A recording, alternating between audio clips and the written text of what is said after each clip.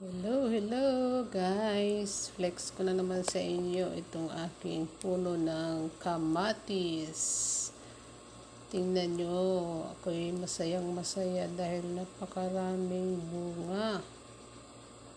So, ngayon ko lang ito napansin dahil lagi ako nagdidilig ng gabi. So, madilim na. So, ngayon, kitang-kita ko yung kanyang mga bunga. Taba kasi ng ano nito guys, puno. Tapos yung weather, talagang mainit. Hindi na masyadong umuulan. So, ayan, gusto yan ng kamatis. Hindi masyadong nababasa ang kanyang puno. Ayan guys, ito pa.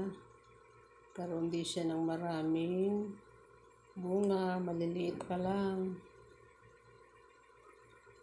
Yan, ipinalagyan ko rin ng mga compost yan guys. Yung ginagawa kong kitchen waste. At saka yung mga brown paper.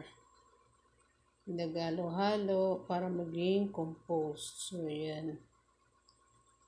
Yan ang ginagawa kong pataba sa aking mga halaman. Ayan, kaya magkaroon siya ng madaming bunga. Sana lumaki at saka dumami pa. Binilang ko yan guys, nasa 15 pieces. Ito naman yung aking tinanim na bawang. Ayan, nagkaroon na siya ng dahon. Tinatanim guys sa bawang ay yung kanyang ano talaga. Thank you for watching. Bye.